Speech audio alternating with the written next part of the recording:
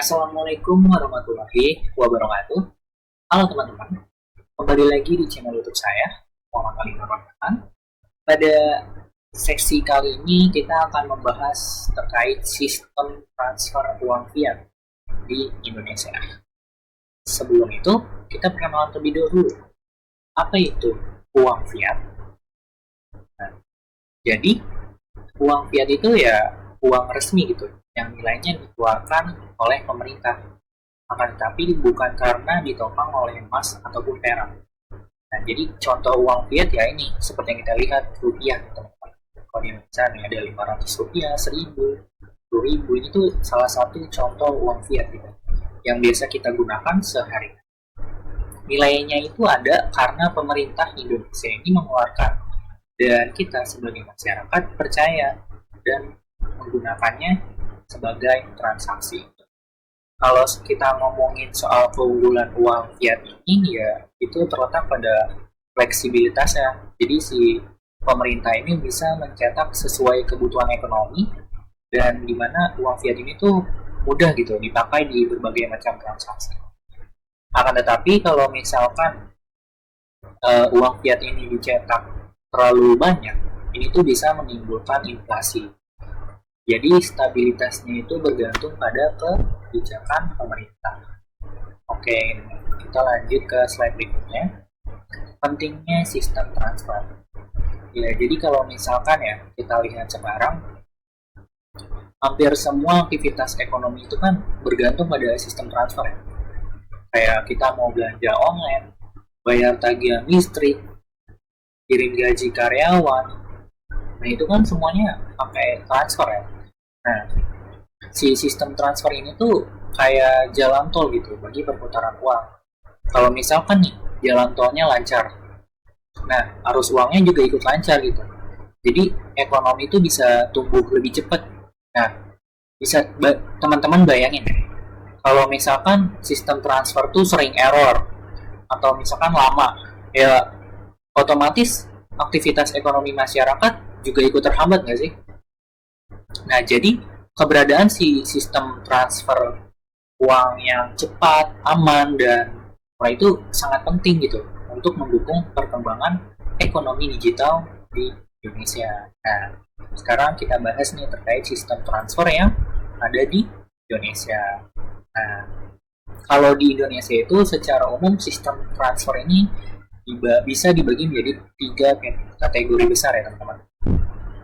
Yang pertama ada transfer antar bank. Nah, ini biasanya kita lakukan lewat mobile banking atau bahkan ATM ya saat kita mengirim uang ke bank lain gitu.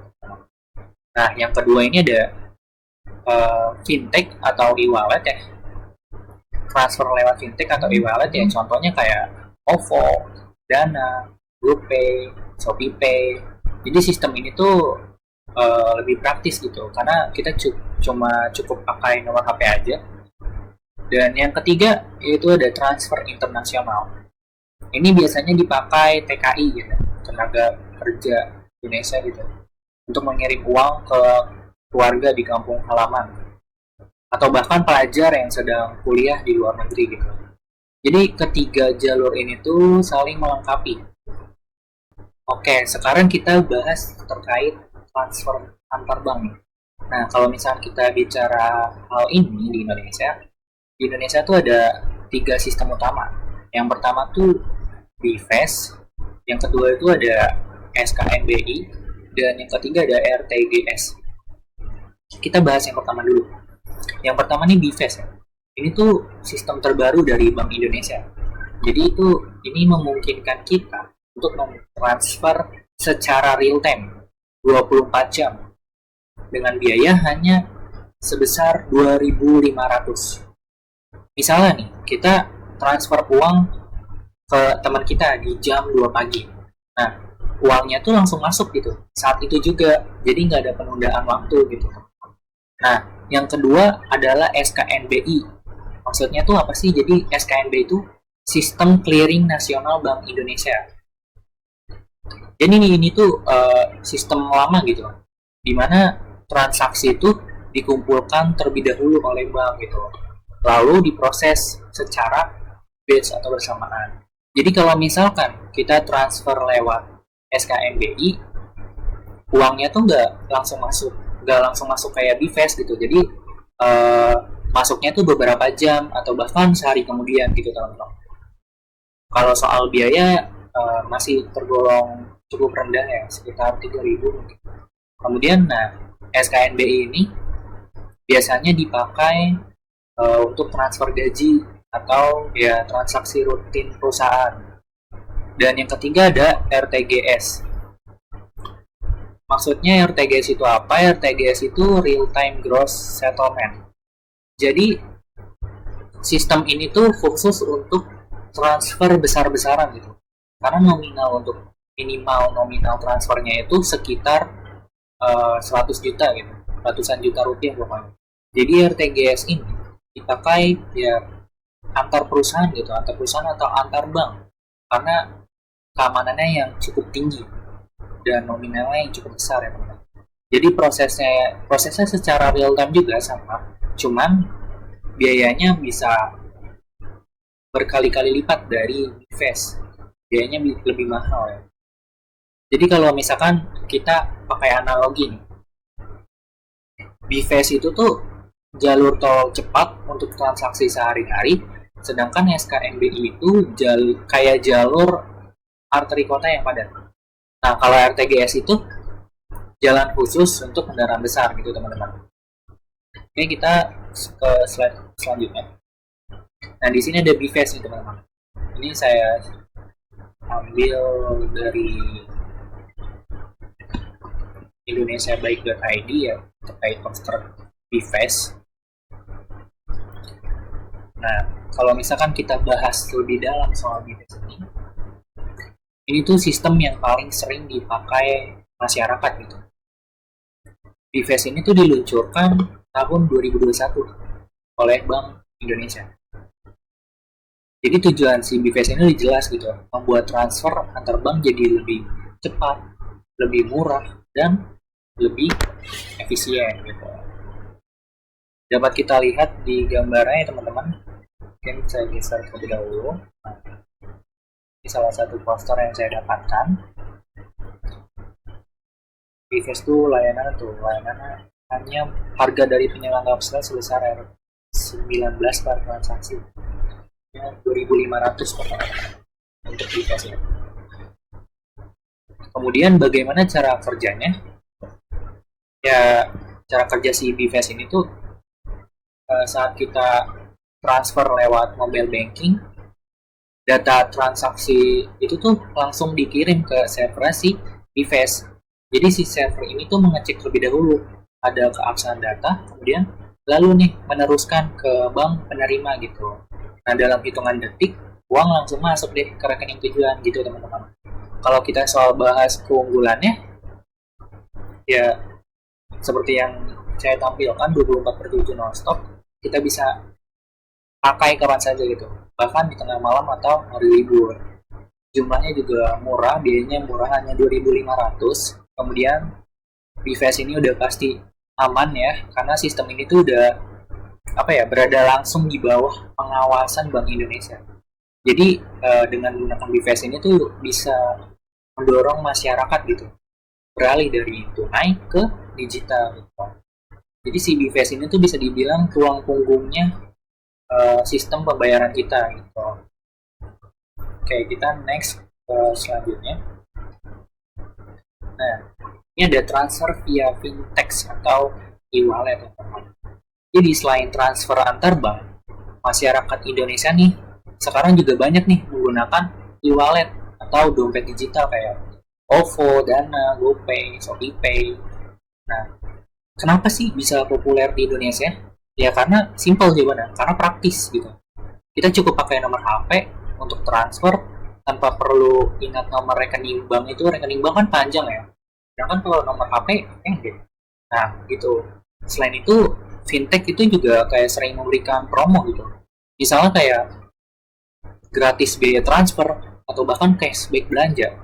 Jadi wajar aja nggak sih kalau misalkan anak muda kayak kita nih lebih sering pakai e-wallet untuk transaksi kecil sehari-hari gitu. Nah, tapi sistem e-wallet ini sama kok teman-teman, tetap terhubung ke bank gitu sebagai sumber dana. Jadi emang meskipun lebih simple di mata kita nih, mata pengguna, di belakang layar transaksinya tetap kok lewat sistem bank yang diatur oleh Bank Indonesia gitu teman-teman. Oke, kita next ke transfer internasional. Nah, kalau misalkan kita bicara transfer internasional, sistemnya ini agak berbeda karena harus melibatkan jaringan global. Di Indonesia, transfer internasional itu biasanya dilakukan oleh bank remittance. Jadi layanannya itu kayak Western Union atau MoneyGram dan aplikasi modern seperti Wise gitu. Jadi kalau misalnya kelebihannya, ya kita bisa kirim uang ke luar negeri ataupun terima uang dari luar negeri. Akan tetapi kekurangannya adalah biayanya yang cukup mahal ya teman-teman, dan waktunya tuh ya lebih lama gitu, bisa hitungan hari karena kita harus melewati sistem perbankan antar negara gitu, dan pengecekan keamanan itu yang mungkin memakan waktu ya teman-teman. Contohnya gini, seorang pekerja migran di Malaysia itu ingin kirim uang gitu ke keluarganya di Indonesia. Ya itu kan prosesnya harus melewati bank di Malaysia terlebih dahulu. Nah, kemudian si sistem internasional ini lalu masuk nih ke bank di Indonesia. Jadi meskipun sudah lebih cepat dari zaman dulu, tetap belum bisa seinstan transfer dalam negeri. Jadi masih ada prosesnya teman-teman. Kita harus melewati bank di dalam Malaysia, sistem internasional, baru masuk ke bank di dalam negeri. Itu kira-kira teman-teman, transfer internasional. Oke, lanjut. Di sini ada analisis kelebihan sistem transfer. Saya geser dulu sebentar. Oke. Di sini ada analisis kelebihan sistem transfer.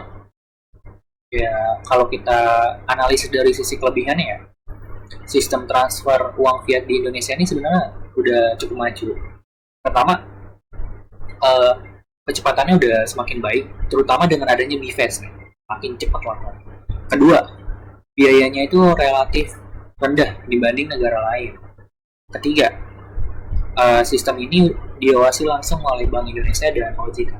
Jadi tingkat keamanannya udah cukup tinggi ya teman-teman. Jadi dengan semua kelebihan ini tuh masyarakat jadi lebih percaya gitu untuk menggunakan transfer digital dibanding membawa uang tunai gitu, yang jelas-jelas lebih beresiko. Oke, kita slide berikutnya. Nah, ini kita akan menganalisis, membahas terkait kekurangan sistem transfer. Walaupun tadi ada kelebihannya, tentu saja dong masih ada kekurangannya. Pertama ya, kadang masih ada terjadinya error server, apalagi pas jam-jam sibuk ya, misalnya kayak tanggal gajian. Nah, si sistem ini bisa aja agak sedikit lambat atau bahkan benar-benar melambat gitu. Kedua, ada perbedaan limit antar bank. Misalnya di bank A nih, kita bisa transfer sebesar 200 juta lewat BVAS. Sementara di bank lain hanya 50 juta. Nah, kira-kira seperti itu. Nah, yang ketiga nih, kasus penipuan digital masih marak gitu. Jadi masih banyak banget gitu modus transfer palsu ataupun phishing gitu yang memanfaatkan kelemahan para pengguna gitu. Jadi meskipun ya sistemnya udah bagus nih, tetap ada celah yang harus terus diperbaiki sampai meminimalisirkan terjadinya penipuan gitu, online. Dan yang berikut ini ada fiat versus crypto. Oke, saya bisa terlebih dahulu. Nah, kalau misalkan kita bandingkan dengan kripto, ada perbedaan besar nih teman-teman. Uang fiat ini punya regulasi yang jelas gitu, diterima di seluruh Indonesia dan dilindungi oleh pemerintah. Jadi tentu dong lebih aman dan stabil gitu. Nah, kalau misalkan si kripto ini dia unggul dalam kecepatan lintas negara sementara dan juga biayanya yang rendah. Misalnya kita bisa kirim Bitcoin dari Indonesia ke Amerika itu hanya dalam beberapa menit. Tapi masalahnya si kripto ini tuh masih belum punya regulasi seketat fiat gitu. Nilainya itu masih sangat fluktuatif gitu, dan belum tentu semua orang mau menerimanya. Jadi sistem transfer fiat ini tetap menjadi pilihan utama para masyarakat ya teman-teman. Oke, kita lanjut ke slide berikutnya. Nah, di sini ada tantangan sistem transfer. Kalau kita lihat ke depan, ya pasti ada beberapa tantangan lah dalam sistem transfer yang ada di Indonesia. Pertama nih, soal keamanan digital, yang dimana semakin canggihnya sistemnya, semakin canggih juga cara penipu buat mencari celah gitu. Dan yang kedua ada literasi keuangan masyarakat. Jadi literasi keuangan masyarakat tuh masih rendah gitu. Masih banyak orang gitu yang belum paham cara menggunakan mobile banking atau bahkan e-wallet dengan aman gitu. Nah, yang ketiga, akses di daerah terpencil itu masih terbatas gitu teman-teman. Masih ada masyarakat yang sulit menjangkau internet atau layanan perbankan, sehingga kita tidak bisa menikmati kemudahan transfer digital. Nah, kalau misalkan semua tantangan ini bisa diatasi, maka sistem transfer kita bisa lebih inklusif lagi gitu. Oke, kita lanjut. Nah, di sini peluang ke depan. Nah, di balik tantangan ada juga nih teman-teman peluang besar gitu. Yang pertama, konsep open banking. Jadi di mana konsep ini tuh memungkinkan semua layanan keuangan saling terhubung gitu. Misalnya dari satu aplikasi kita bisa akses berbagai bank sekaligus. Nah, itu udah ada contohnya teman-teman. Contoh real time ini udah banyak banget. Kedua, ada potensi integrasi global yang membuat transfer lintas negara lebih cepat dan murah.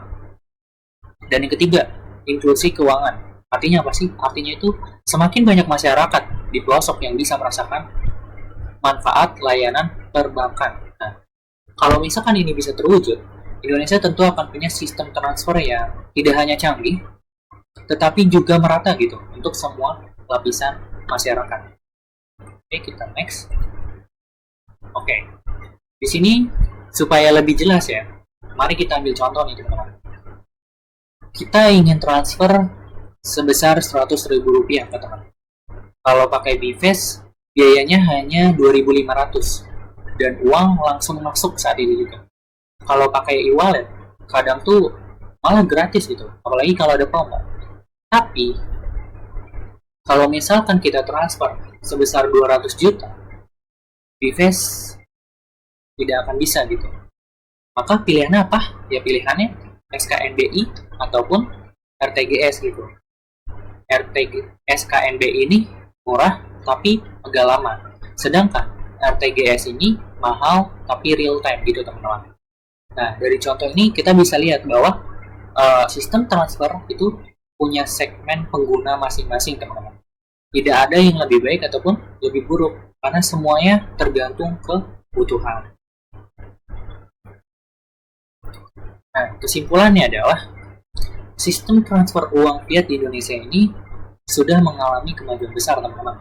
Dengan adanya BVAS, masyarakat bisa menikmati transfer yang cepat, murah, dan aman. Ditambah lagi dengan e-wallet, transaksi harian itu jadi lebih praktis. Akan tetapi masih ada PR nih teman-teman, soal keamanan digital dan literasi keuangan. Nah, kemudian tantangan lainnya adalah bagaimana